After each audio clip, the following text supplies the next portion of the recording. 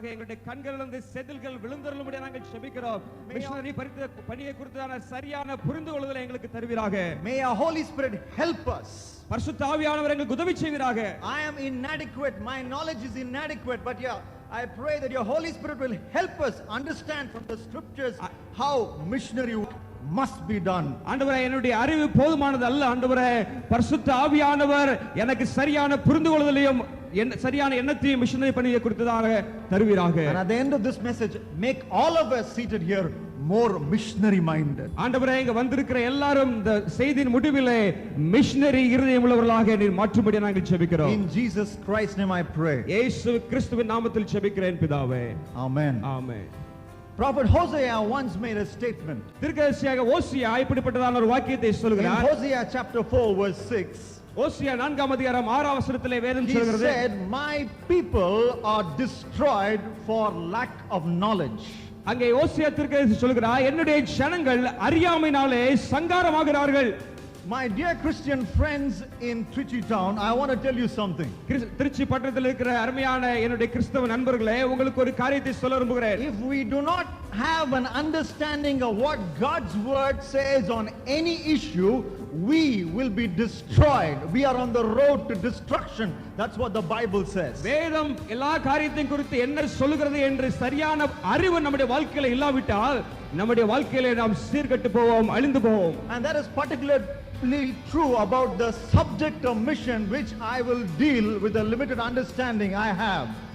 எனக்கு இருக்கிற கொஞ்சம் அறிவின்படியாக ஆண்டவருடைய மிஷனரி பணியை குறித்ததான சரியான புரிந்துகொள்ளுதலை வேதத்திலிருந்து உங்களுக்கு நான் சொல்ல விரும்புகிறேன். As the Lord will enable me, I am going to talk about 5 common misconceptions people have about missionary work and evangelism. Missionary பணியை குறித்ததாகவும் மற்றும் சுவிசேஷ பணியை குறித்ததாக குறித்தும் மக்களுக்கிடையே இருக்கிற 5 தவறான எண்ணங்களையும் அல்லது கருத்துக்களையும் உங்கள் மத்தியிலே பேச விரும்புகிறேன். Wrong ideas, wrong concepts.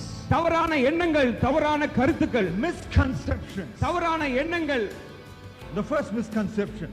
Missionary பணி குறித்ததான முதலாவது தவறான எண்ணம். It's about the missionary personnel or the people who have to do missionary work. இது எதை குறித்து சொன்னால் இந்த மிஷனரி பணியை செய்யக்கூடிய ஆட்களை குறித்தது. The misconception about the missionary personnel. Missionary பணியை செய்யக்கூடிய ஆட்களை குறித்ததான தவறான எண்ணங்கள். Whenever you hear the word missionary work or the word missionary, நீங்கள் மிஷனரி அல்லது மிஷனரி பணி என்கிற வார்த்தை நீங்கள் கேள்விப்படும் போதெல்லாம் you probably think of a few FMBB missionaries, ஒருவேளை FMBB மிஷனரி ஒரு சில மிஷனரியை குறித்து நீங்கள் or BYM missionaries, BOM ல இருக்கிற சில மிஷனரியை குறித்து எண்ணலாம், IEM missionaries, அல்லது IEM ல இருக்கிற மிஷனரியை குறித்து எண்ணலாம். You may be thinking, okay, there are a group of 100 people, 200 people in a particular organization, they are missionaries. ஏதோ ஒரு குறிப்பிட்ட ஸ்தாபனத்தில் இருக்கிற 100 அல்லது 200 ஆட்கள் தான் மிஷனரிகள் என்று சொல்லுகிற தவறான எண்ணம் உங்களுக்கு இருக்கலாம். Think of others as select few as missionaries. குறிப்பிட்ட சில ஆட்களை மாத்திரம் தான் இவர்களை நீங்கள் மிஷனரிகள் என்று சொல்லி நீங்கள் மனதில் கொள்ளுங்கள். I want to tell you, on the basis of God's word, that is a wrong understanding. அது கர்த்தருடைய வசனத்தின்படி அது தவறான எண்ணமாக இருக்கிறது. You and I are also missionaries. நீங்களும் நானும் மிஷனரிகளா இருக்கிறோம். Every believer ought and must be a missionary. ஒவ்வொரு கிறிஸ்தவனும் ஒவ்வொரு விசுவாசியும் மிஷனரி பணியிலே ஈடுபட வேண்டும். That's what the Bible says. அதுதான் வேதம் சொல்கிறது. If you go into the Old Testament, நீங்கள் பழைய ஏற்பாட்டுக்கு போவீர்கள் என்று சொன்னால் a beautiful picture comes into my mind. ஒரு அருமையான படம் என்னுடைய மனதுக்கு முன்பாக வருகிறது. King Uzziah is walking inside the temple. உசியா ராஜா அங்கே தேவனுடைய ஆலயத்துக்குள்ளாக செல்கிறார். He wants to be a priest. He wants to do the work of a priest. அவன் அங்கே ஆசாரியனுடைய பணியை செய்ய விரும்புகிறார். 81 priests are following King Uzziah and says, King Uzziah, don't do that work. That is only for the priest to do. அங்கே உசியா ராஜா அங்கே போய் அவன் ஆசாரிய பணியை செய்ய விரும்புகிறார். ஆனால் அநேகர் சொல்கிறார்கள் இது ஆசாரியர்கள் செய்ய வேண்டிய வேலை, இது ராஜாக்கள் செய்ய வேண்டிய வேலை அல்ல என்று சொல்லி. That King Uzziah does that work, and consequently we know that he was struck with leprosy. அவன் அங்கே ஆசாரிய பணியை செய்யும் பொழுது ஆண்டவர் அங்கே குஷ்டரோகத்தினால் அவனை அடித்தார். That was Old Testament. அது பழைய ஏற்பாட்டு காலம். Come with me to the New Testament. ஆனால் இப்பொழுது புதிய ஏற்பாட்டுக்கு வாருங்கள். Look at the Bible.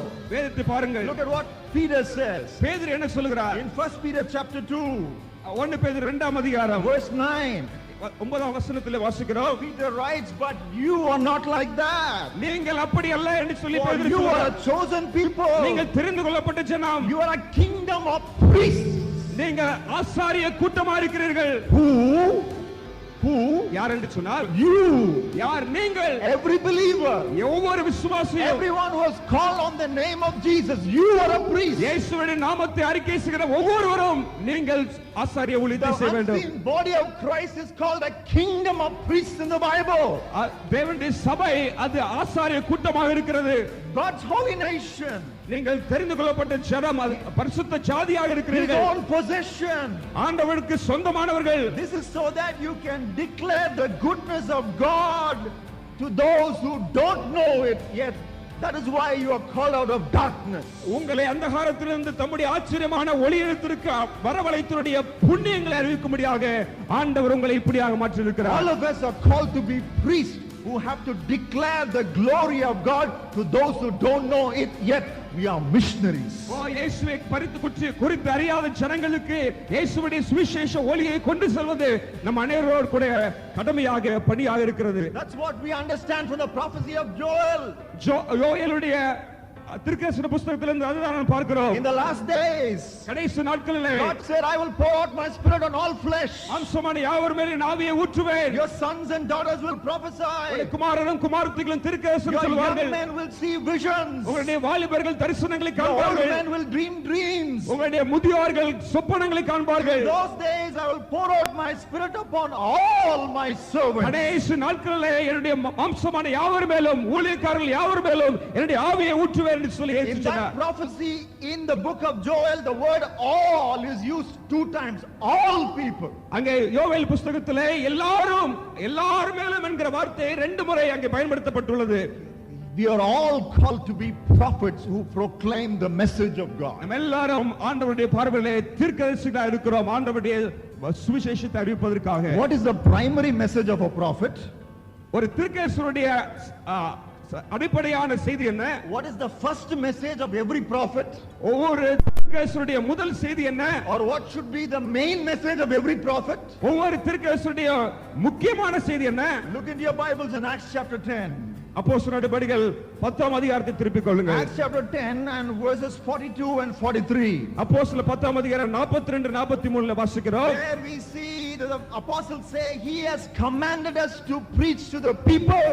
அங்கே அப்போஸ்தலர் சொல்கிறார்கள், நாங்கள் சுவிசேஷத்தை அறிவிக்கும்படியாக கட்டளைப்பட்டிருக்கிறோம். Just like the prophets announced. தீர்க்கதரிசிகள் எப்படி சுவிசேஷத்தை பிரசங்கித்தார்களோ அதே போல நாங்களும் பிரசங்கிக்கிறோம். What did they announce? அவர்கள் என்ன அறிவித்தார்கள்? Everyone who believes in him receives forgiveness of sins through his name. அவரை விசுவாசிக்கிறவனோ அவன் அவருடைய நாமத்தினாலே பாவ மன்னிப்பை பெறுவான் என்று தீர்க்கதரிசிகள் சொன்னார்கள். What was the message of every prophet in the Bible according to the apostles?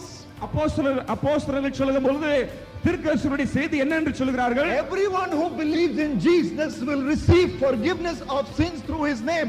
It was a missionary message. அங்கே மிஷனரி செய்தி சொல்லப்படுகிறது என்னவென்றால் இயேசுவை விசுவாசிக்கிறவனோ அவனுக்கு இயேசுவின் நாமத்தினாலே பாவ மன்னிப்பு உண்டு. Every one of us have to go to everyone else who doesn't know the good news and tell him, if you believe in Jesus Christ, you will receive forgiveness of sins through his name. இயேசுவை அறிந்திருக்கிற நாம் இயேசுவை அறியாத ஜனங்களிடத்திலே போய் நீங்கள் இயேசுவை விசுவாசிப்பீர் என்று சொன்னால் உங்களுடைய வாழ்க்கையிலே பாவ மன்னிப்பு உண்டு என்று என்கிற செய்தியை நாம் சொல்ல வேண்டும். But in God's word the concept is very clear.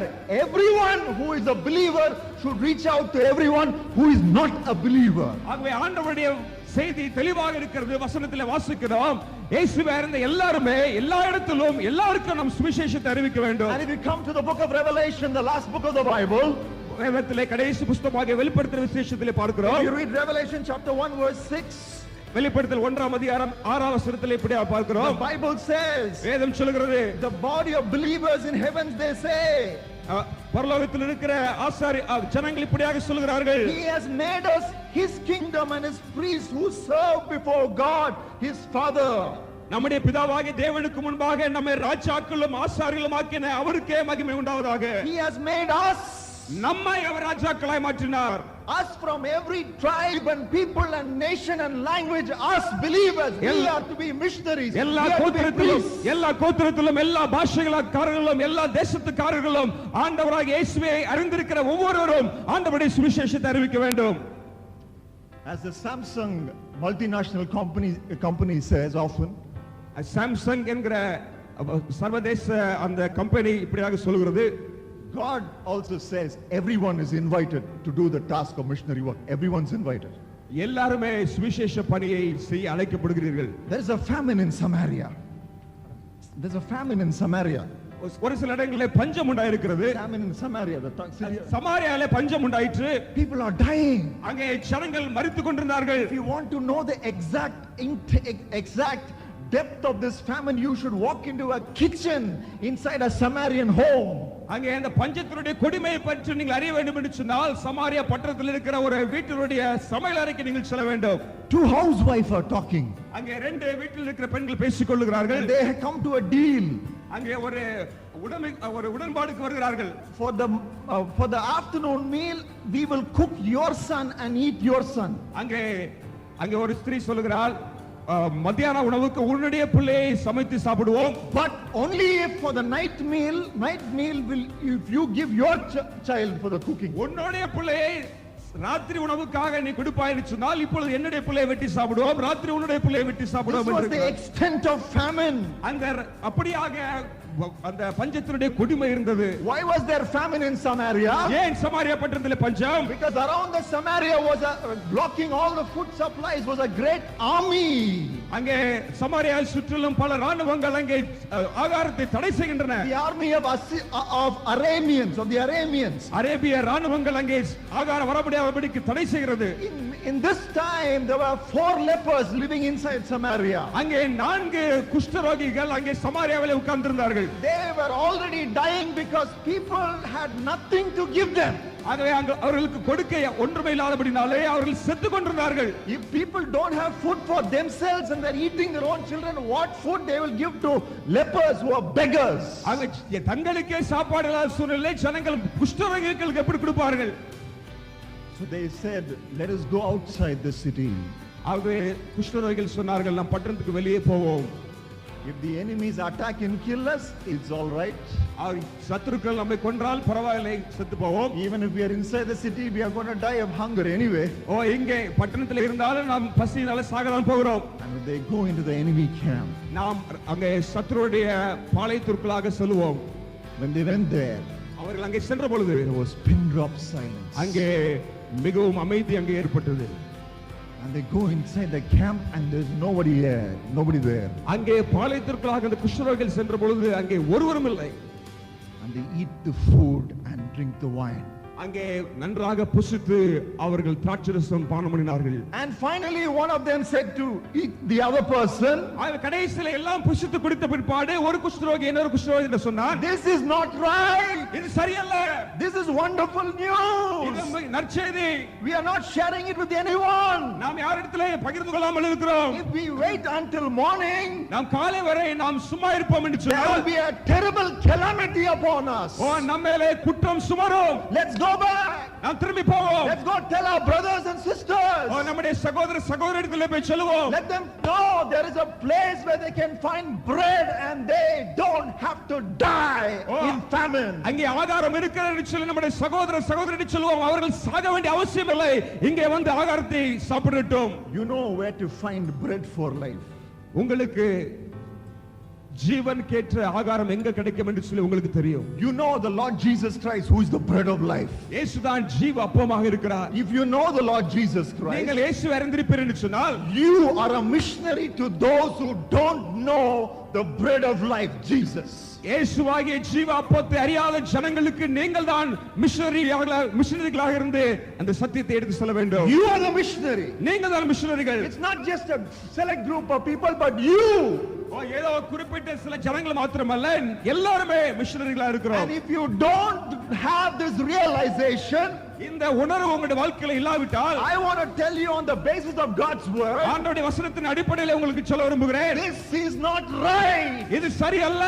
This is wonderful news. இது நற்செய்தியா இருக்கிறது. And if you are not sharing the good news with anyone, if you are not a missionary, நீங்கள் இந்த நற்செய்தியை மற்றவர்களுக்கு பகிர்ந்து கொள்ளாவிட்டால், and if you wait even until tomorrow morning, நாளை காலை வரைக்கும் நீங்கள் காத்துக் கொண்டிருப்பீர்கள் சொன்னால், some terrible calamity will come upon you. வாழ்க்கையிலே சில குற்றங்கள் சுமரும், ஏதோ ஆபத்து வரும். Paul said, woe unto me if I don't preach the gospel. அப்போஸ்தலனாகிய பவுல் சொல்கிறார், சுவிசேஷத்தை நான் பிரசங்கியாதிருந்தால் எனக்கு ஐயோ. If you don't realize you're a missionary, if you don't have that mind in your heart, woe unto you, woe unto us. இந்த சுவிசேஷ பணியை செய்யக்கூடிய இந்த பாரம் கடமை நம்மையில் இருக்கிறது என்று சொல்கிற உணர்வு உங்களுடைய வாழ்க்கையில் இல்லாவிட்டால் உங்களுக்கு ஐயோ, நமக்கு ஐயோ. The second misconception we have about missionary work, missionary பணியை குறித்த இரண்டாவது தவறான எண்ணம் என்னவென்று it's சொன்னால், about the missionary places, or where the places where mission should be done, missionary places. இரண்டாவதாக மிஷனரி ஸ்தலங்கள், எங்கே மிஷனரி பணி செய்ய வேண்டும் என்கிற அந்த தவறான எண்ணம். Some of us think, சிலர் நினைக்கிறார்கள், if in the weekend we go to a few villages வார கடைசியில எங்கேயோ ஒரு சில கிராமங்களுக்கு செல்வோம் என்று சொன்னால், and give tracts அங்கே போய் கைப்பிரதிகளை கொடுத்தால், and preach the good news, அங்கே நற்செய்தி அறிவித்தால், conduct a few meetings here and there, அங்கே சில கூட்டங்கள் நடத்தினால், that is all missionary work. அதுதான் மிஷனரி பணி என்று நினைக்கிறார்கள். Now giving tracts is important. கைப்பிரதி கொடுப்பது முக்கியம் தான். Going to villages in and around your city is very, very important. உங்களை சுற்றி இருக்கிற கிராமங்களுக்கு செல்வது மிக மிக முக்கியம். Having meetings, gospel meetings is very, very important. சுவிசேஷ கூட்டங்கள் நடத்துவது முக்கியம். But missionary work doesn't get over if we just evangelize a few local areas. ஏதோ நீங்கள் இருக்கிற இடத்திலே சில ஆட்களுக்கு சுவிசேஷத்தை சொன்னால் மாத்திரம் மிஷனரி பணி முடிந்து விடாது. If we return to the Bible, நீங்கள் வேதத்துக்கு திரும்புவீர்கள் என்று சொன்னால், look at the Bible, நீங்கள் வேதத்தை வாசிப்பீர்கள் என்று the சொன்னால், Bible is very clear. வேதம் தெளிவாக இருக்கிறது. The Bible says, வேதம் சொல்கிறது, those who have not yet heard of Yahweh's name even once, they should hear of the gospel. They should hear of Yahweh. Jehovah தேவனுடைய நாமத்தை அறியாத ஜனங்கள் யெகோவா தேவனுடைய நாமத்தை அறிய வேண்டும் என்று சொல்லி வேதம் சொல்கிறது. The Bible says in Isaiah 52 verse 10, ஏசாயா 52:10 வாசிக்கிறோம், the ends of the earth will see the salvation of the Lord. பூமியின் கடைசி மட்டும் கர்த்தருடைய இரட்சிப்பை ஜனங்கள் காண்பார்கள். When will that happen? அது எப்பொழுது நடக்கும்? I want to say this in all humility, that will only happen if we put an end to simply running around the local church. நான் மிகுந்த தாழ்மையோடு சொல்ல விரும்புகிறேன், இது எப்போது நடக்கும்னு சொன்னால், நாம் இருக்கிற இடத்திலேயே குண்டு செட்டுக்குள்ளே குதிரை ஓட்டிட்டு இருக்காம நாம் போய் மற்றவர்களுக்கு இயேசுவை பற்றி சொல்லும் பொழுதுதான் சுவிசேஷ இந்த வாக்குத்தத்தம், இந்த தீர்க்கதரிசனம் நிறைவேறும். If the ends of the earth should see the salvation of the Lord, we should put an end to just spinning around one place, spinning around our own locality. சுவிசேஷ பணி பூமியின் கடைசி பரியந்தம், ரட்சிப்பு கடைசி பரியந்தம் போக வேண்டும் என்று சொன்னால், நாம் இருக்கிற இடத்தை விட்டு மற்ற இடங்களுக்கு இயேசு அறியாத ஜனங்களுக்கு இயேசுவை பற்றி சொல்ல போக வேண்டும். We must use our legs to march to the farthest most corners of this nation to tell those who have not yet heard about Jesus. இயேசுவை குறித்து அறியாத ஜனங்களுக்கு சுவிசேஷத்தை அறிவிக்கும்படியாக நம்முடைய கால்களை நாம் பயன்படுத்த வேண்டும். It is those legs which are called beautiful by prophet Isaiah. அந்த மிஷனரி பணி செய்கிற அந்த கால்களை தான் ஏசாயா தீர்க்கதரிசி சொல்கிறான் அழகான பாதங்கள் என்று சொல்லி. We read about beautiful legs in Isaiah 52:7. ஏசாயா 52:7 அழகான பாதங்கள் என்று சொல்லி வேதம் சொல்கிறது. Isaiah 52:10 we read about the ends of the earth hearing of the salvation of the Lord. ஏசாயா 52:10 வாசிக்கிறோம், பூமியின் கடைசி பரியந்தம் மட்டும் இயேசுவின் இரட்சிப்பை ஜனங்கள் கேட்பார்கள், காண்பார்கள். Are inseparable. அவைகள் ரெண்டும் பிரிக்க முடியாதவைகள். The ends of the earth have to have the salvation of the Lord. You should have beautiful missionary feet to march to the ends of the earth and proclaim the good news. பூமியின் கடைசி பரியந்தம் இயேசுவின் இரட்சிப்பின் செய்தி போக வேண்டும் என்று சொன்னால், உங்களுடைய பாதங்கள் அழகிய பாதங்களாக, மிஷனரி பாதங்களாக அது செயல்பட வேண்டும். Prophet Amos in chapter 9, the last 3 or 4 verses in chapter 9 talks about David's fallen tent. அங்கே ஆமோஸ் தீர்க்கதரிசி 9ஆம் அதிகாரத்திலே கடைசி 3-4 வசனங்களில் சொல்கிறார், விழுந்து போன தாவீதின் கூடாரத்தை குறித்து அங்கே And பேசுகிறார். he prophesies and says there will come a time when David's fallen tent will be set up once again, will be restored and revived once again. அங்கே ஆமோஸ் தீர்க்கதரிசி சொல்கிறார், விழுந்து போன தாவீதின் குடும்ப கூடாரம் திரும்பமாக எடுத்து நிறுத்தப்படும். What will happen if David's fallen tent is once again set up? விழுந்து போன தாவீதின் கூடாரம் ஒரு முறை கூட அது எடுத்து நிறுத்தப்படும் என்று சொன்னால், The Gentiles will come to hear about Yahweh. என்ன நடக்கும் என்று சொன்னால், அங்கே புறஜாதி ஜனங்கள் இயேசுவை குறித்து கேள்விப்படுவார்கள். The Gentiles living far away from the tent, they will come to know about Yahweh. அந்த கூடாரத்துக்கு புறமாய் இருக்கிற புறஜாதி ஜனங்கள் யெகோவா தேவனுடைய நாமத்தை கேள்விப்படுவார்கள். David's fallen tent, that is a beautiful picture of the backslidden community of Christian, the backslidden church. அங்கே தாவீதின் விழுந்து போன கூடாரம் எதை காண்பிக்கிறது சொன்னால், பின்மாற்றம் அடைந்திருக்கிற சபையை குறிக்கிறது. And if we backslidden Christians, if we who belong to the backslidden church, if we revive ourselves and reach out to the lost, then the Gentiles will come to hear of Jesus. பின்மாற்றம் அடைந்திருக்கிற சபையில் இருக்கிற பின்மாற்ற கிறிஸ்தவர்களாக நாம் எழுந்து தாவீதின் கூடாரத்தை திரும்பமாக கட்டுவோம் என்று சொன்னால், பூமியின் கடைசி வரையிலும் இருக்கிற இயேசுவை அறியாத ஜனங்கள் யெகோவா தேவனுடைய நாமத்தை அவர்கள் கேள்விப்படுவார்கள். They told Jesus, இயேசுவிடத்தில் சொன்னார்கள், please stay here, Jesus. Please stay here. Please stay here. இங்கே தங்கிரும் என்று சொன்னார்கள். In Capernaum, please stay in Capernaum. கப்பர்நாமிலே தங்கிரும் என்று சொன்னார்கள். You have just cast out the demon, Lord. இப்பொழுது ஆண்டவரே நீ பிசாசுகளை துரத்தினீர். You have just healed Peter's mother-in-law. ஆண்டவரே பேதுருவின் மாமியாரை இப்பொழுது You சுகமாக்கினீர். have just had a wonderful evening convention where people have healed of all kinds of diseases. நல்ல மாலை கூட்டம் நடந்தது, அநேகர் சுகமடைந்தார்கள். Even demons came out running, shrieking, saying that you are the Son of God. நீதான் தேவனுடைய குமாரன் என்று சொல்லி பிசாசுகளும் நடுநடுங்கி அலறிக்கொண்டு வெளியே போயிற்று. Don't go away from here, Jesus. இயேசுவே இந்த இடத்தை விட்டு போகாதிரும். What was my master's reply? என்னுடைய எஜமானனாகிய இயேசுவுடைய மறுமொழி என்ன? He said, இயேசு சொன்னார், I must. He said, I must preach the good news of the kingdom in other places too. That is why I was sent in Luke 4:43. தேவ ராஜ்யத்தினுடைய நற்செய்தியை மற்ற பட்டணங்களிலும் நான் அறிவிக்க வேண்டும், ஆகவேதான் நான் அனுப்பப்பட்டிருக்கிறேன் என்று சொல்லி இயேசு சொன்னார். Preaching the gospel to towns and places and taluks and villages without the gospel is a must, is a compulsion. It is not a suggestion, it is a command. A command we dare not disobey.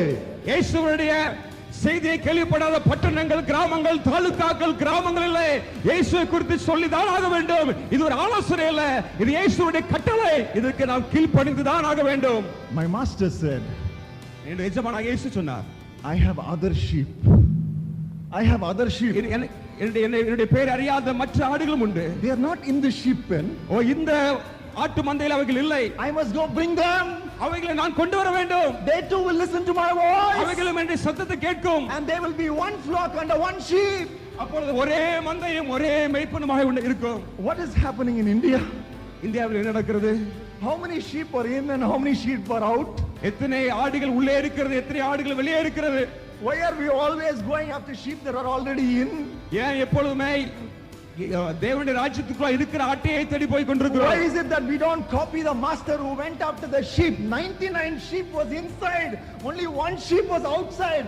But my missionary shepherd master went after that one sheep which is outside the fold. ஓ, இயேசு அவர் சொல்லும் பொழுது அவர் 99 ஆடுகள் உள்ளே இருக்கிறது, ஒரு ஆடு வெளியே இருக்கிறது, அதை தேடி என்ற மிஷனரி இருதயம் கொண்ட ஆண்டவராக இயேசு அந்த ஒரு ஆடை தேடி அவர் வெளியே போய் அந்த ஆட்டை கொண்டு In வந்தார். India, what is the situation? இந்தியாவில் சூழ்நிலை எப்படி இருக்கிறது?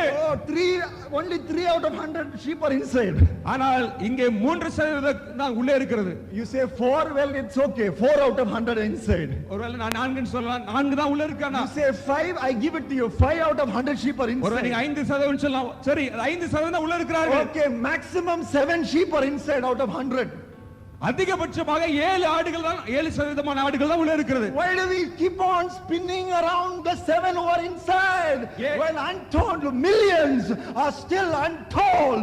Untold millions are still outside the fold. ஏன் இன்னும் நற்செய்தி கேட்காத, இயேசுவுடைய பெயரை கேட்காத கோடிக்கணக்கான ஜனங்கள் வெளியே இருக்கும் பொழுது ஏன் உள்ளே நாம் சுற்றிக் கொண்டிருக்கிறோம்? இயேசுவை அறிந்த ஜனங்களிடத்திலேயே சுவிசேஷத்தை அறிவித்துக் There are கொண்டிருக்கிறோம். entire districts in North India. There are entire districts in Maharashtra. Maharashtra without a single church. வட இந்தியாவிலே ஒரு முழு மாவட்டமும், மகாராஷ்டிராவிலே குறிப்பாக ஒரு முழு மாவட்டமும் இயேசுவை குறித்து அறிந்த ஜனங்களே இல்லை. In 99 I was in Orissa. I was doing my summer missionary camp, ministry in Orissa when I was a student at Southern Asia Bible College. 1999ஆம் ஆண்டு நான் சதன் ஏசியா பைபிள் காலேஜிலே மாணவனாக இருக்கும் பொழுது ஒரிசா மாநிலத்திலே சுவிசேஷ ஊழியத்திற்காக சென்றிருந்தேன். 150 kilometers I traveled by train. 150 கிலோமீட்டர்கள் நான் ட்ரெயினிலே பயணம் செய்தேன். And there was a missionary who traveled with me. என்னோடு கூட ஒரு மிஷனரி பயணத்திலே He வந்தார். said there is not a single church in this 150 kilometer stretch. இந்த 150 கிலோமீட்டர் இடைவெளியிலே ஒரு சபை கூட இல்லை என்று சொன்னார். There are 28,000 pin codes in India. 28,000 pin codes. India is divided into 28,000. இந்தியாவிலே 28,000 பின் கோடுகள் இருக்கின்றன. And of that 28,000, அந்த 28,000த்திலே only 8,000 pin codes have churches in them. அங்க 28,000த்திலே 8,000 பின் கோடுகள மாத்திரம்தான் சபைகள் இருக்கின்றன. 20,000 pin codes, there are no churches. 20,000 பின் கோடு பகுதிகளிலே இன்னும் சபைகளே இல்லை. And in cities like Trichy and Chennai and Madurai and Coimbatore, we have church after church in the same pin code, but there are several churches, several pin codes without a single Christian witness, especially in North India. Trichy, Madurai, Coimbatore, Chennai போன்ற பட்டணங்களே ஒரே பின் கோடிலே பல சபைகள் இருக்கின்றன. ஆனால் வட இந்தியாவுக்கு செல்வீர் என்று சொன்னால் சபைகளே இல்லாத அநேக பின் கோடுகள் இருக்கின்றன. You read in your Bible in your mother language, Tamil. நீங்கள் உங்களுடைய தாய்மொழியாகிய தமிழிலே வேதத்தை வாசிக்கிறீர்கள். But do you know there are 81 languages in India இந்தியாவிலே 81 மொழிகள் இருக்கின்றது தெரியுமா? with at least 10,000 speakers? 81 மொழிகளிலே 10,000 ஜனங்களாவது பேசுகிற 81 மொழிகள் இருக்கின்றன. They don't have a single portion of the Bible. அவர்களுக்கு வேதத்தின் ஒரு பகுதி கூட இல்லை. They don't know. They don't have the scriptures in their language. அவருடைய சொந்த மொழியிலே அவர்களுக்கு வேதாகமம் இல்லை. Untold millions are still untold.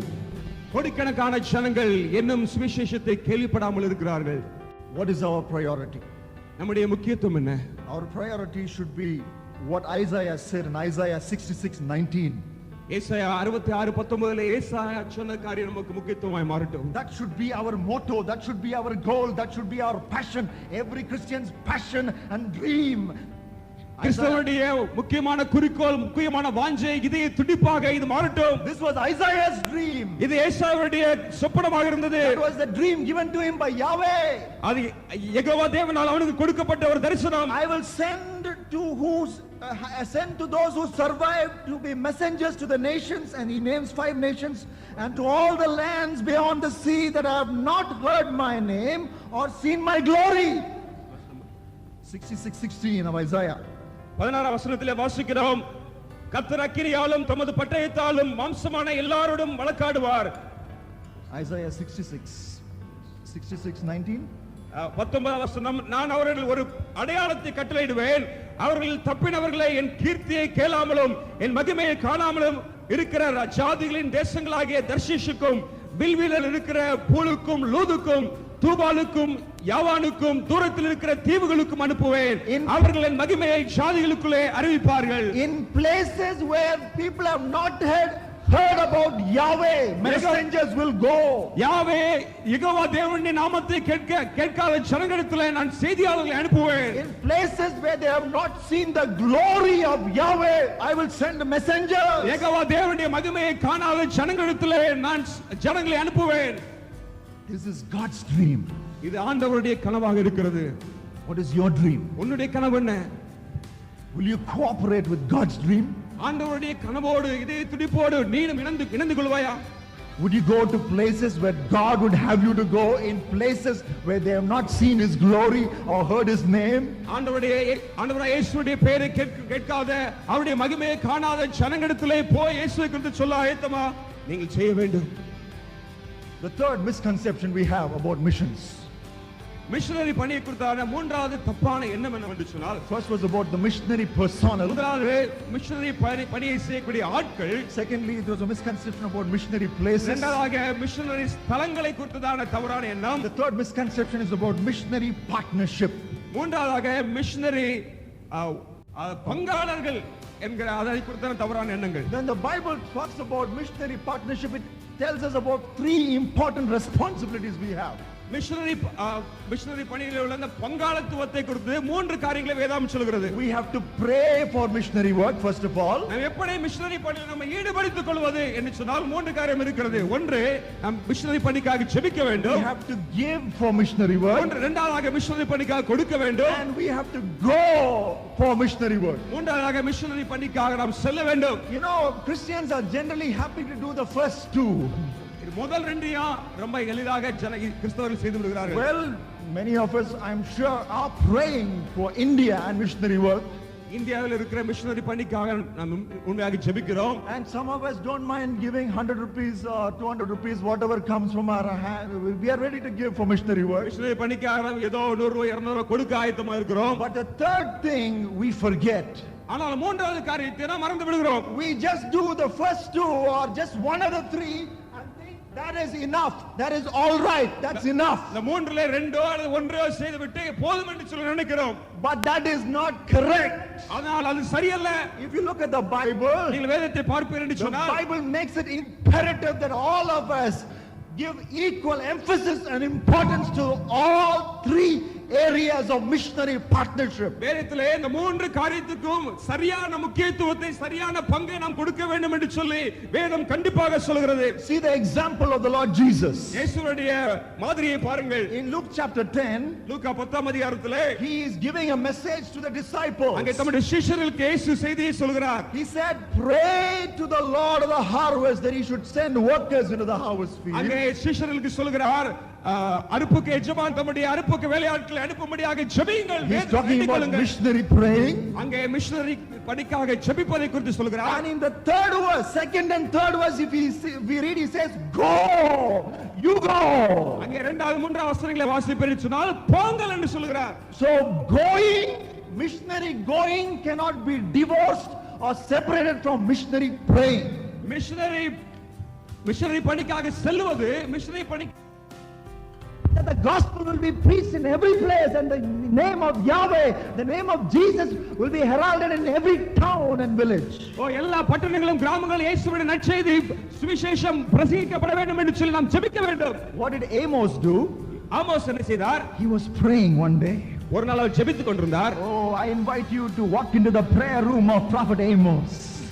Amos தீர்க்கதரிசியுடைய ஜெப அறைக்குள்ளாக நீங்கள் வர வேண்டும் என்று And when I enter into his prayer room, my spirit is stirred.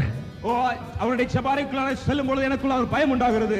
And your spirit also will be stirred and you will be revived as you see this man, this young man, this shepherd boy praying. இங்க Amos தீர்க்கதரிசி அங்கே ஜெப அறையில் அவன் ஜெபித்துக் கொண்டிருக்கிறான். அதை நீங்கள் பார்க்கும் பொழுது உங்களுக்குள்ள ஒரு எழுப்புதல் உண்டாகும். In Amos chapter 7, ஆமோஸ் 7ஆம் அதிகாரத்திலே வாசிக்கிறோம். we read about the prayer life of the prophet Amos. அங்கே ஆமோஸ் தீர்க்கதரிசியுடைய ஜெப வாழ்க்கையை குறித்து பார்க்கிறோம். He is fighting back the tears and saying, oh Lord, Israel is just a small nation. Jehovah தேவனே, இஸ்ரவேல் தேசம் ஒரு சிறிய தேசமாக இருக்கிறது. Israel is a small nation. இஸ்ரவேல் ஒரு சிறிய தேசமாக இருக்கிறது. Please don't destroy Israel. ஆண்டவரே, இஸ்ரவேல் தேசத்தை அழித்து போடாதீரும்.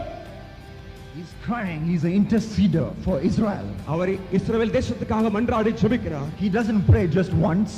ஒரு முறை ஜெபிக்கவில்லை. He prays once again. அவர் திரும்பமாக ஜெபிக்கிறார். Oh Lord, Israel is a small nation. ஆண்டவரே, இஸ்ரவேல் ஒரு சிறிய தேசம். Don't destroy Israel. அதை அழித்து போடாதீரும். India is a small nation. India is a big nation, Lord. Oh Lord, ஆண்டவரே, don't destroy India. இந்தியா ஒரு சிறிய தேசம் அல்ல, இந்தியா ஒரு பெரிய தேசம். இதை அழித்து போடாதீரும் ஆண்டவரே. Does he stop with just this passionate prayer? அவர் இந்த உருக்கமான ஜெபத்தோடு நிறுத்தி விட்டாரா? You read his entire story. அந்த முழு சம்பவத்தை வாசித்து பாருங்கள். Verses 1 to 6 of chapter 7 talks about his missionary praying. 7ஆம் அதிகாரம் முதல் 6 வசனத்திலே அவர் மிஷனரி பணிக்காக ஜெபிப்பதை நாம் வாசிக்கிறோம். And then from verses 10 to 15 we read about the missionary going testimony of Amos. அங்கே 10ஆம் வசனம் முதல் வாசிப்பேன் என்று சொன்னால் மிஷனரிக்காக பணிக்காக செல்வதை குறித்து நாம் வாசிக்கிறோம். Amos doesn't stop with just praying for missionary work. God sent him as a missionary to North Israel and he went as an answer to his own prayer. அவர் அங்கே ஒரு காரியத்துக்காக ஜெபிக்கிறார். ஆண்டவரே, வட இஸ்ரவேல் தேசத்திற்கு ஆட்களை அனுப்பும் என்று சொல்கிறார். அவருடைய ஜெபத்திற்கு தானே பதிலாக இருந்து தானாகவே போகிறார். If God has to stop this destruction of Israel, somebody must go to the people of North Israel and tell them the judgment of God is coming. The judgment of God is coming. Repent, North Israel. வட இஸ்ரவேல் தேசத்திற்கு அது அழிக்கப்படாமல் காக்கப்பட வேண்டும் என்று சொன்னால் யாராகிலும் போய் அங்கே சுவிசேஷத்தை அறிவிக்க வேண்டும். நியாய தீர்ப்பு இங்கே வருகிறது, நியாய தீர்ப்பு வருகிறது, மனம் திரும்புங்கள் என்று சொல்கிற செய்தியை சொல்கிற ஜனங்கள் தேவை. Amos, who was running behind sheep one season, ஒரு காலத்திலே அங்கே ஆட்டுகளுக்கு பின்பாக சென்று கொண்டிருந்தான். Amos was picking figs from the trees one season. ஒரு காலத்திலே அங்கே அத்திப்பழங்களை பொறுக்கிக் கொண்டிருந்தான். He said, I'm going to give up this chasing the sheep and picking up fig. I'm going to be God's missionary. He was from the south of Israel, a place called Tekoa, and he went to North Israel as Yahweh's missionary. அங்கே அவன் ஆடுகளுக்கு பின்பாக போனது போதும், அத்திப்பழங்களை பொறுக்கினது போதும், இப்பொழுது இயேசுவின் யெகோவா தேவனுடைய ரட்சியத்தை நான் வட இஸ்ரவேல் தேசத்திற்கு என்னுடைய பட்டணமாகிய தெக்கோவாவிலிருந்து நான் போக விரும்புகிறேன் என்று சொல்லி போனான். Yes, we must pray for missionary work. நாம் மிஷனரி பணிக்காக ஜெபிக்க வேண்டும். உண்மைதான். The day will come, God will say, come on son, come on daughter, you be the answer for your own missionary prayer. You go as a missionary. நீங்கள் missionary பணிக்காக ஜெபித்து ஆக வேண்டும். ஆனால் ஒரு நாள் ஆண்டவர் உங்களோடு பேசுவார். உங்களுடைய ஜெபத்திற்கு நீதான் பதில், நீ மிஷனரி பணிக்காக போ என்று சொல்லுவார்.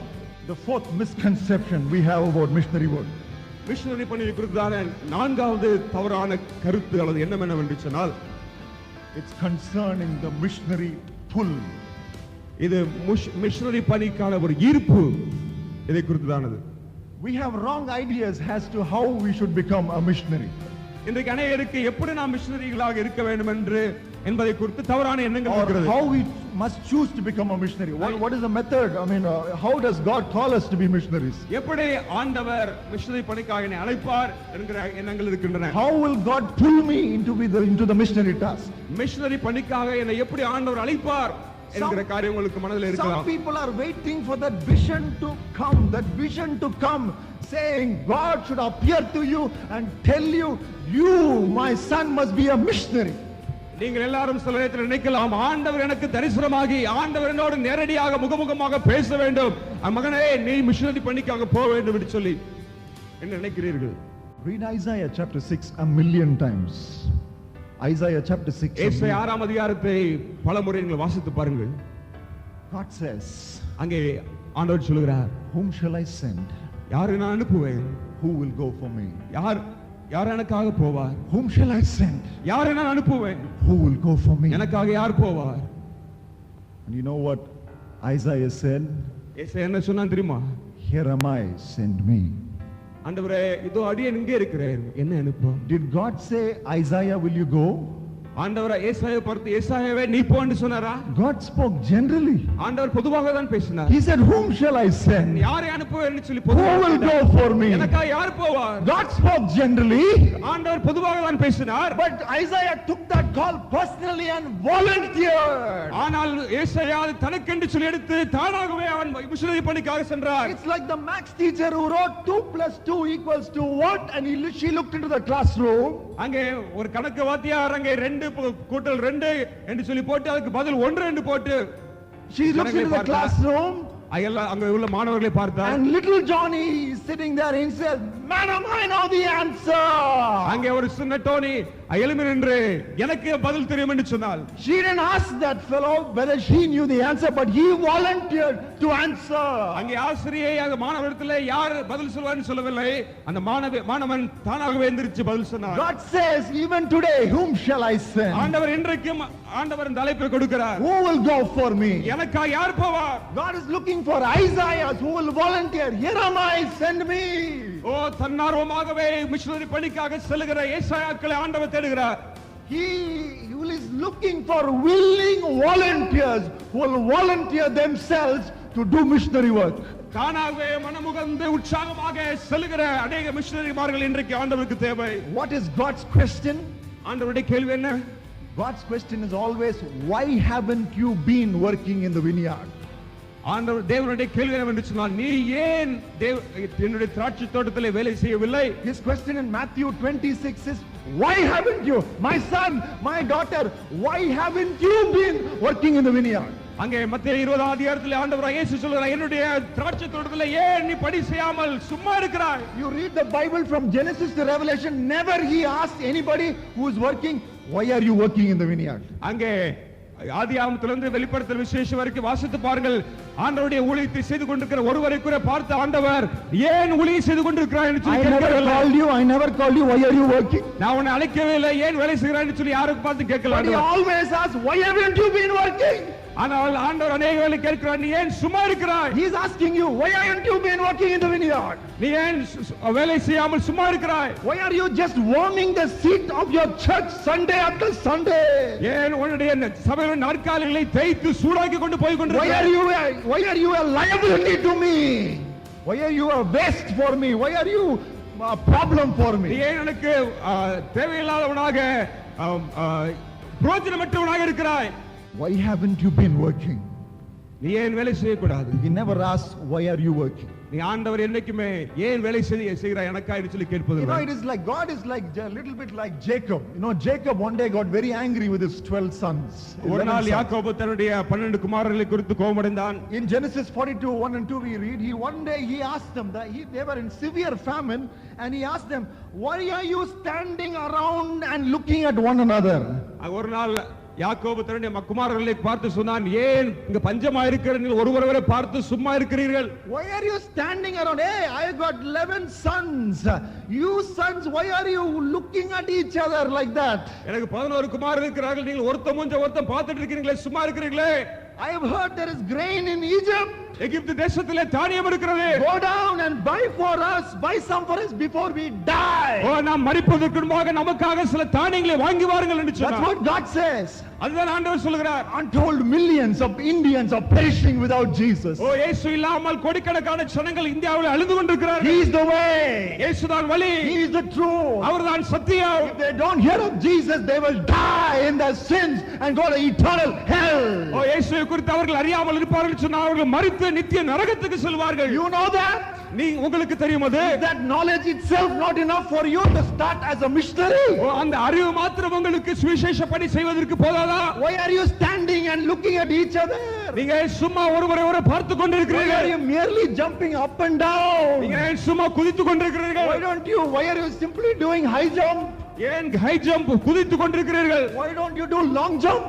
ஏன் தூரமா குதிக்க கூடாது? Long jump to unreached places and do missionary work. ஏன் மேலே கீழே குதிக்கிற போல தூரமா குதித்து இயேசுவை அறியாத ஜனங்களுக்கு போய் சொல்லுங்க. I gave you the Holy Spirit. அதுக்காக நான் பரிசுத்த ஆவியை கொடுத்திருக்கிறேன். I will send my spirit and you will be witnesses. நான் என்னுடைய பரிசுத்த ஆவியை உங்க மேல் கொடுப்பேன்.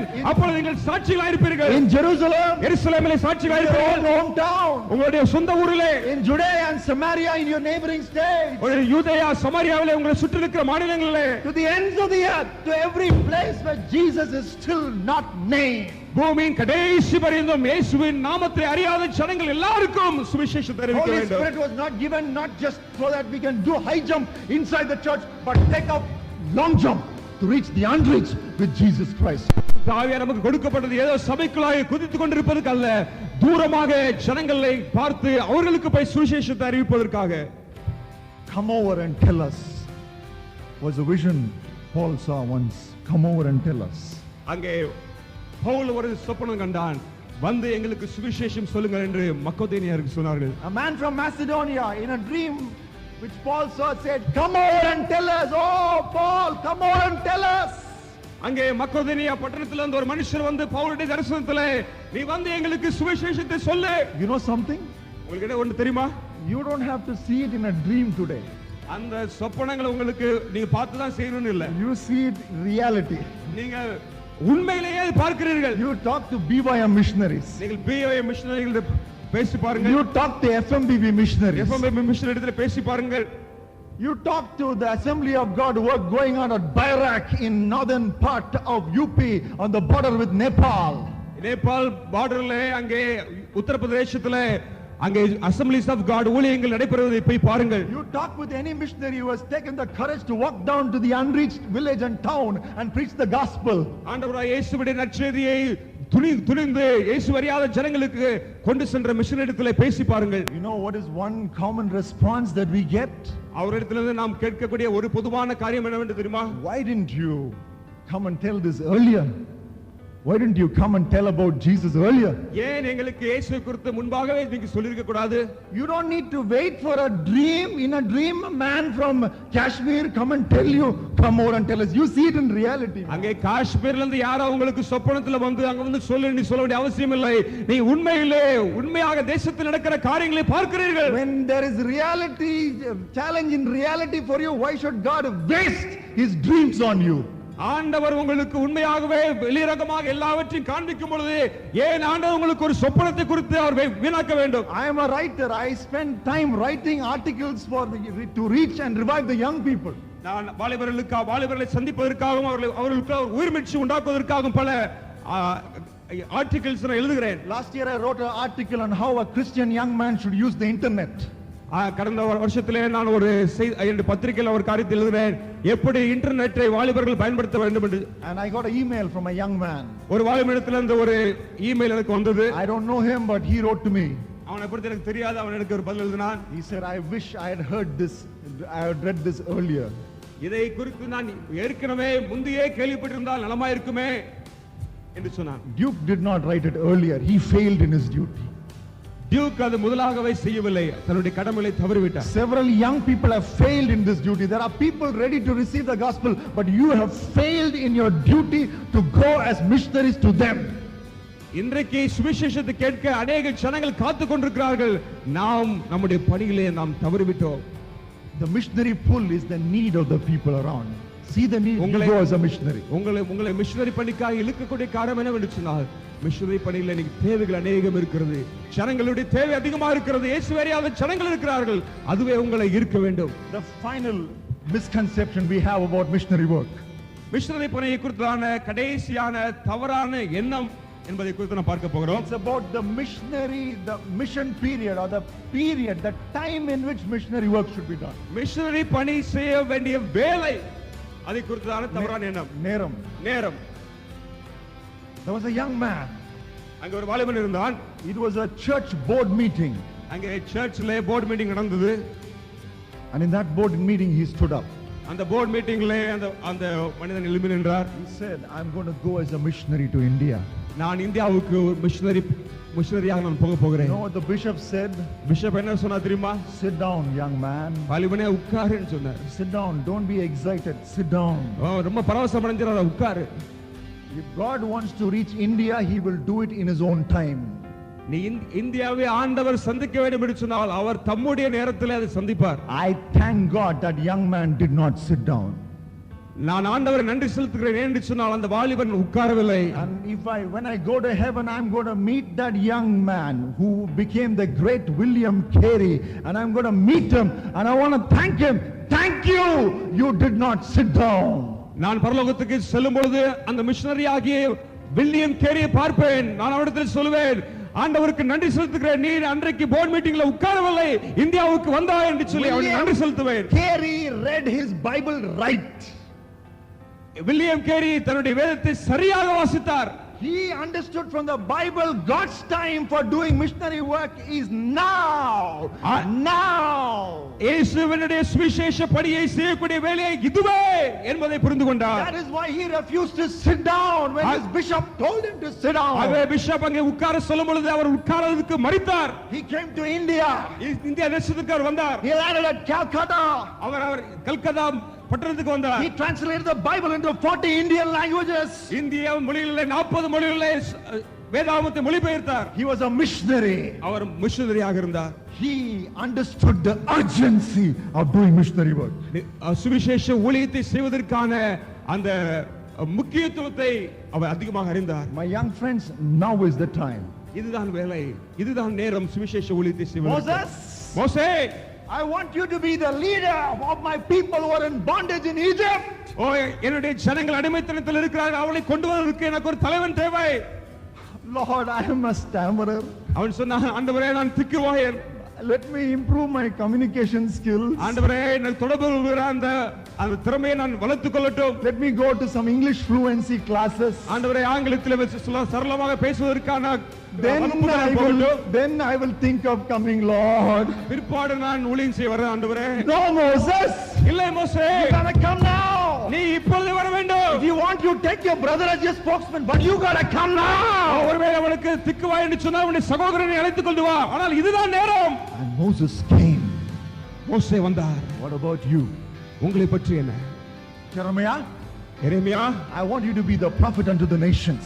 உன்னை நான் தேசங்களுக்கு தீர்க்கதரிசியாக மாற்ற விரும்புகிறேன். I want you to be a prophet unto nations, Jeremiah. தேசங்களுக்கு ஜாதிகள் மத்தியிலே உன்னை தீர்க்கதரிசியாக மாற்ற விரும்புகிறேன். But I'm too young, Lord. அங்கே எரேமியா சொன்ன, ஆண்டவரே நான் வாலிபனா இருக்கிறேன், சிறுவனா இருக்கிறேன் ஆண்டவரே. Hey, stupid fellow. ஆண்டவர் சொன்னார், முட்டாளே, Being young is the qualification to be a missionary. சிறுமையா இருப்பது, சிறு பிள்ளையா இருப்பது மிஷனரி பண்ணிக்க தகுதி அல்ல. Being young is the qualification to be a missionary.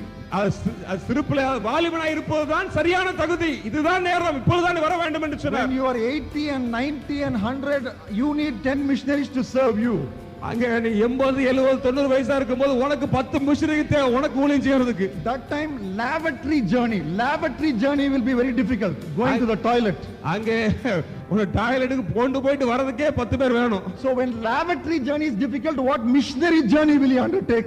உனக்கு டாய்லெட்டுக்கு போயிட்டு வரதுக்கே உனக்கு பெரிய பாடுனா நீ எப்படி மிஷனரி பணிக்காக போயிட்டு வருவாய்? If you say you are young, that's the time I want the strength of your youth. Now come as a missionary. நீ வாலிபனா இருக்கிறேன்னு சொன்னா இதுதான் நேரம், உன்னுடைய வாலிபத்தின் பலத்தை சுவிசேஷ பணியிலே பயன்படுத்து. And Jeremiah came. எரேமியா ஊழியத்திற்காக வந்தார். What about you? உன்னை குறித்து என்ன? What about you? உங்களை பற்றி என்ன? Gideon, you're going to be the mighty man. You're going to be my mighty man. நீ என்னுடைய பராக்கிரமசாலியா இருக்க வேண்டும். You're going to be my mighty man whom I will use to rescue the people of Israel from the Midianites. மீதியானவருடைய கையிலிருந்து இஸ்ரவேல் ஜனங்களை விடுவிக்கிற என்னுடைய பராக்கிரமசாலியாக நீ இருக்க வேண்டும் என்று ஆண்டவர் சொன்னார். Oh Lord, please don't joke with me. ஆண்டவர் சொன்ன, ஆண்டவரே என்கிட்ட நீங்க விளையாடாதீர் ஆண்டவரே. I want to improve my fighting skills. ஆண்டவரே சண்டை போடுகிற பயிற்சியில இன்னும் தேர்ச்சி பெற வேண்டும். I'm scared of the enemy. நான் சத்துருக்களை குறித்து பயப்படுகிறேன். That's why I'm hiding. ஆகவேதான் ஒளிந்து கொண்டிருக்கிறேன். That's why I'm absconding. ஆகவேதான் ஓடி கொண்டிருக்கிறேன். Let me improve my fighting skills. என்னுடைய சண்டை போடுகிற பயிற்சியில நான் என்ன தேறட்டும். Time, Lord. எனக்கு சில நேரம் கூட ஆண்டவரே. No, Gideon, you got to go in the strength you have. ஆண்டவர் சொன்னார், உனக்கு இருக்கிற இந்த பலத்தோட போ என்று சொன்னார். Go in the strength you have now. இப்பொழுது இருக்கிற உன்னுடைய இந்த பலத்தோட நீ போ. And Gideon came. கிதியோன் முன் வந்தார். What about you? நீங்கள் என்ன? What about you, young man? உங்களை பற்றி என்ன வாலிபனே? I'm coming down from the stairs and I'm looking into the eyes of every young person and saying, asking, what about you? இந்த உங்களுக்கு முன்பாக வந்து உங்களை ஒவ்வொரு என்ன கேட்க விரும்புகிறேன். நீ உங்களை பற்றி என்ன? நீங்கள் ஆயத்தமா? Amos, I want you to go to North Israel as a missionary. நான் வட இஸ்ரவேல் தேசத்திற்கு நீ மிஷனரியாக போக வேண்டும். North Israel is perishing, they are evil. I want you to go and proclaim my message to them. வட இஸ்ரவேல் தேசம் அழிந்து கொண்டிருக்கிறது, பொல்லாங்கல இருக்கிறார்கள், அவர்களுக்கு நற்செய்தியை அறிவிக்க வேண்டும். Know what Amos said? Amos என்ன சொன்னார் தெரியுமா? Oh Lord, ஆண்டவரே, I am not a prophet. நான் ஒரு தீர்க்கதரிசியும் அல்ல. I am not a son of a prophet. தீர்க்கதரிசி குமாரனும் அல்ல. That means he was not belonging to the school of prophets. அவன் என்ன சொல்றான்னு சொன்னார், அங்கே தீர்க்கதரிசியுடைய அந்த பள்ளியிலே அவன் பயிற்சி பெறவில்லை என்று சொல்கிறார். The prophets had a school where they trained young people for the ministry. He was not part of the school of the prophet. That's why he said, I am not a prophet, not a son of a prophet. அங்கே தீர்க்கதரிசிகளுக்கு அவர்கள் பயிற்சி பெறுவதற்காக அங்கே ஒரு பள்ளி இருந்தது. ஆகவே அதிலே அவன் பயிற்சி பெறவில்லை என்று சொல்லி அவன் அங்கே சாக்குப்போக்கு சொல்கிறார். Lord, I didn't go to Bible college. ஆண்டவரே, நான் வேதாகம கல்லூரிக்கு போகவில்லை. My knowledge of the Bible is very weak. ஆண்டவரே, வேதாகமத்தை குறித்த அறிவு எனக்கு மிகவும் பலவீனமா இருக்கிறது. Oh Lord, I have so many excuses. But God said, Amos, you got to go now. And Amos went. ஆண்டவருக்கு அங்கே ஆமோஸ் பலவிதமான சாக்குப்போக்களை சொன்னார். ஆனால் ஆண்டவர் அழைக்கும் பொழுது ஆமோஸ் முன் வந்தார். I went to Bible college. நான் வேதாகம கல்லூரிக்கு சென்றேன். I'm not against going to Bible college. நான் வேதாகம கல்லூரிக்கு போவதற்கு விரோதி அல்ல. But I committed to be a missionary when I was in 8th standard. நான் 8ஆம் வகுப்பு படிக்கும் பொழுது மிஷனரி பணிக்காக என்னை அர்ப்பணித்தேன். நான் செய்து கொண்டிருக்கிறேன். And I was involved in the missionary work and evangelism long before I set foot in the Bible college. நான் வேதாகம கல்லூரியில் என் காலை எடுத்து வைப்பதற்கு முன்பாக பல நாட்களுக்கு முன்பாகவே சுவிசேஷ பணியிலே நான் ஈடுபட்டு கொண்டிருக்கிறேன். And I went into Bible college just to strengthen and pick up some tools for what I was already doing. நான் வேதாகம கல்லூரிக்கு போன என்ன எதற்கென்று சொன்னால் ஏற்கனவே செய்து கொண்டிருக்கிற என்ன சிறப்பாக செய்ய கொஞ்சம் கருவிகளை கொஞ்சம் காரியங்களை கற்றுக்கொள்வதற்காக. Amos went instantly. What about you? Amos உடனடியாக சென்றார். உன்னை பற்றி எப்படி? Paul, I want you to be the light to the Gentiles. பவுலே, நீ புறஜாதிகளுக்கு ஒளியாக இருக்க வேண்டும் என்று சொல்லி ஆண்டவர் சொன்னார். I want to be the missionary to the Gentiles. ஓ, நீ புறஜாதிகளுக்கு சுவிசேஷ ஊழியத்தை செய்கிற மிஷனரியாக இருக்க வேண்டும். Lord, I only got saved today. ஆண்டவரே, இன்றைக்கு தான் ரட்சிக்கப்பட்டேன் ஆண்டவரே. Not even few minutes over. ஆண்டவரே, கொஞ்ச நேரம் கூட ஆகல. Just today I was saved. இன்றைக்கு தான் ரட்சிக்கப்பட்டேன். And you want me to be a missionary? நீ ஆண்டவரே இப்பொழுது மிஷனரியாக போக வேண்டும் என்று Some of you சொல்கிறீர். young people are here. You got saved this morning. You accepted Jesus this morning. இந்த காலை வேளையில தான் ஒரு சிலர் நீங்கள் ஆண்டவராகிய இயேசுவை You say, ஏற்றுக்கொண்டீர்கள். I got saved today and you want me to be a missionary? இன்றைக்கு தான் ரட்சிக்கப்பட்டேன், நீ மிஷனரிக்காக போக வேண்டுமா? மிஷனரி பணிக்காக I will teach you, Paul. You go. As you go, you will grow. ஓ பவுலே, நான் உனக்கு போதிப்பேன், நீ போகும்பொழுது நீ வளருவாய். That's why Paul says in Acts 26:19, ஆகவே தான் அப்போஸ்தலனாகிய பவுல் அப்போஸ்தலர் 26:19 I சொல்கிறார். was not disobedient to that vision. ஓ, அந்த பரம தரிசனத்திற்கு நான் கீழ்ப்படியாமல் இருக்கவில்லை. I became an obedient believer on the spot. A contemporary version says, I became an obedient believer on the spot. அதே இடத்திலே நான் கீழ்ப்படிதல் உள்ள ஒரு விசுவாசியாக நான் மாறினேன் என்று அங்கே வேதம் சொல்கிறது. A missionary on the spot he became.